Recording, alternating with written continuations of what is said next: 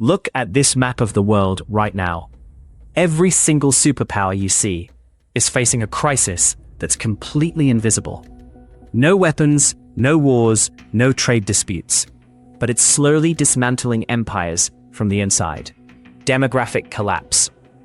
And here's the thing, most people have no idea this is happening. Here's what I want you to understand by the end of this video. Demographics isn't just a side issue for policy wonks and statisticians. It's the hidden superpower weakness that will determine which nations thrive and which ones decline over the next 50 years. It affects everything: military recruitment, economic growth, innovation, tax revenue, social stability. When you understand demographics, you understand why some countries are rising and others are falling. And you understand why the future might not belong to who we think it does. Now, let me break down exactly how this works. When we talk about demographic decline, we're really talking about three interconnected problems. First, aging populations. Second, plummeting birth rates. And third, workforce shrinkage. These three things together create a vicious cycle that's almost impossible to escape once it starts. And the scary part, once it starts, the momentum carries it forward for decades. You can't just flip a switch and fix it. The damage is baked in. Let's start with aging. This seems simple on the surface, but the implications are staggering. When your population ages, you have fewer working-age people supporting more retirees. In Japan right now, there are only 2 people of working age for every retiree. 2. Think about that. 2 people working to support 1 person who's retired. That's unsustainable. And it gets worse every single year as more people retire and fewer young people enter the workforce. Why does this matter for empires? Because empires are built on surplus. Surplus resources, surplus labor, surplus wealth. When you have a young, growing population, you have surplus. Everyone's working, everyone's productive, and there's money left over to invest in military, infrastructure, innovation, and expansion. But when your population ages, that surplus disappears. Instead of investing in the future, you're spending everything on healthcare, pensions, and elder care. Japan spends more on adult diapers than on defense. That's not a joke. That's a demographic crisis in action. But aging is only part of the problem. The real killer is fertility collapse, birth rates. And this is where it gets genuinely alarming. South Korea's fertility rate is 0.72 children per woman. Italy's is 1.24. Spain's is 1.19. Japan's is 1.20. These are catastrophically low numbers. To maintain a stable population, you need a fertility rate of about 2.1 children per woman. These countries are nowhere close. Now here's the thing that most people don't grasp. When fertility rates drop, it doesn't just mean fewer people in the next generation. It means exponentially fewer people in every generation after that. Because those kids who aren't being born, they can't have kids of their own. So the decline accelerates. It compounds.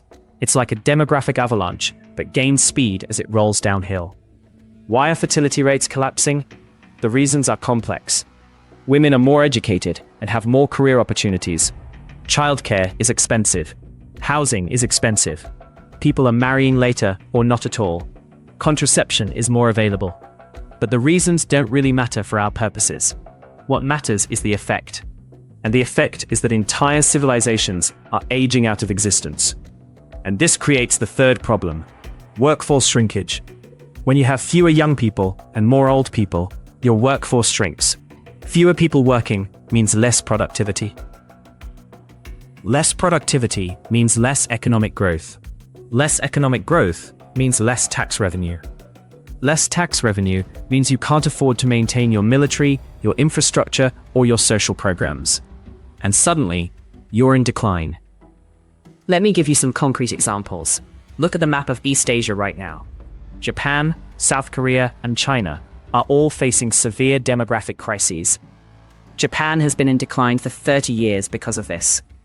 Their population peaked in 1995 and has been shrinking ever since. They're losing about 1 million people per year. That's not immigration. That's just fewer births than deaths. And it's accelerating. South Korea is even worse.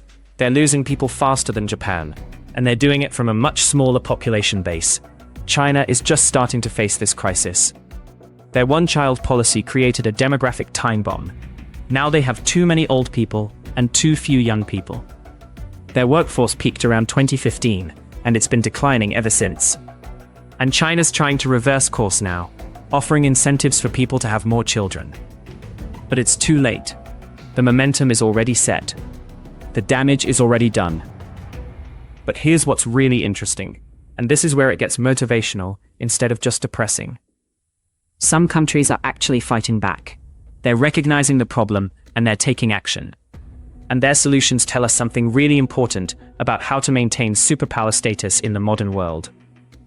Frankly, let me pause here and say this. If you're watching this and you're thinking about the future, about what kind of world we're building, you need to understand these patterns. Because they're not abstract. They affect your life. They affect your economy. They affect your country's future. So if you haven't subscribed yet, now's the time. Because we're going to break down exactly how countries are fighting back against demographic collapse and what it means for the future of global power. Hit that subscribe button. Let's keep going. Now let's zoom out across the entire developed world and see the pattern. Europe is aging faster than any continent on Earth. The median age in Italy is 48 years old. In Germany, it's 47. These are countries where nearly half the population is over 45. That's a demographic time bomb, and it's ticking. But here's where it gets interesting. Some European countries are fighting back, and they're doing it through immigration. Germany needs workers, so Germany imports workers. They bring in young people from other countries who want to work and build lives. This solves the demographic problem in the short term. You get young people entering the workforce, you get more tax revenue, you get more consumption, more economic growth. It's a demographic rescue. But immigration is controversial. And it only works if you can attract the right immigrants and integrate them successfully. And it doesn't solve the underlying problem. You're not fixing fertility rates. You're not creating a sustainable population. You're just importing young people to support your aging population. Eventually, those immigrants age too, and you need more immigrants. It's like taking out a loan. It works for a while, but the debt keeps growing. Now let's look at the United States, and this is crucial for understanding the future of global power. The United States has a fertility rate of about 1.67. That's low, but it's higher than most developed countries. Why? Because America has immigration. Young people are constantly entering the country from Latin America, Asia, Africa, and Europe. This keeps America's population young and growing. The median age in America is 38. That's significantly younger than Europe or East Asia. This is a massive strategic advantage. And most people don't even realize it. America's demographic structure is fundamentally more sustainable than Europe's or Japan's or China's. America will have a growing workforce for decades. Europe will have a shrinking workforce. That means America will have more economic growth, more innovation, more military capacity, more everything. Demographics is destiny, and America's demographics are much better than its competitors. But there's a catch. America's advantage only works if it continues to attract immigration. If America closes its borders and tries to be demographically self-sufficient, it will face the same crisis as Europe. The fertility rate isn't high enough to sustain the population without immigration. So America's superpower status depends on continued immigration. That's a political vulnerability. If immigration becomes politically toxic, if America turns inward, then America loses its demographic advantage. And that changes everything. Now here's what really gets interesting. Look at the map of Africa and South Asia. These regions have young, growing populations. Nigeria has a fertility rate of 4.4 children per woman. India has 2.0. These are countries with demographic tailwinds. Young populations mean growing workforces, growing consumer bases, growing economic potential. Over the next 50 years, Africa and South Asia will be where the growth is. That's where the future economic power will be. But here's the challenge. Demographic advantage only matters if you can actually develop your economy. You need education, infrastructure, jobs, and institutions. You need to turn that young population into productive workers instead of unemployed youth. And that's hard. Many African and South Asian countries are struggling to do that. They have the demographic advantage, but they're not converting it into economic power yet. So what we're seeing is a massive global shift. The developed world is aging and declining. The developing world is young and growing. Over the next century, global power will shift accordingly. The countries that figure out how to manage demographic change will thrive. The countries that ignore it will decline. It's that simple. Now let me show you how this plays out in real empires throughout history. Because demographics has always been the silent killer of empires. We just didn't have good data to see it. Rome is the perfect example. Rome's decline is usually attributed to barbarian invasions, military overextension, or political corruption. But the real story is demographic. By the 4th century, Rome's population was declining. Birth rates were dropping. People weren't having enough children to maintain the population. The workforce was shrinking. Tax revenue was declining. Rome couldn't afford to maintain its borders, so the borders contracted, and eventually, Rome fell. The barbarian invasions didn't cause Rome's collapse. Rome's demographic collapse made it vulnerable to barbarian invasions. Rome was already weakened by population decline. The Goths and Vandals just delivered the final blow to an empire that was already dying from within. Or look at the Ottoman Empire. The Ottoman Empire was one of the greatest empires in history. It lasted for over 600 years. But by the 18th century, it was in decline. Why? Demographic stagnation. While Europe was experiencing population growth and industrialization, the Ottoman Empire's population was stagnating. Europe pulled ahead economically and militarily, and the Ottoman Empire couldn't keep up. By the 20th century, it was gone. Or look at the Spanish Empire. Spain was the superpower of the 16th and 17th centuries. Spanish gold, Spanish ships, Spanish military might. But Spain never developed a large growing population to match its power. Spain's population was smaller than France's or England's. And as those countries industrialized and their populations grew, they overtook Spain. Spain's demographic weakness meant it couldn't maintain its superpower status. By the 18th century, Spain was a second-rate power. The pattern is consistent throughout history. Empires with young, growing populations expand. Empires with aging, declining populations contract. Demographics is destiny. Now here's the question that matters for your future. What does this mean for the next 50 years? Which superpowers will rise, and which will fall? Based on demographics alone, here's what we can predict. China will decline. Its population is already shrinking. Its workforce is already declining.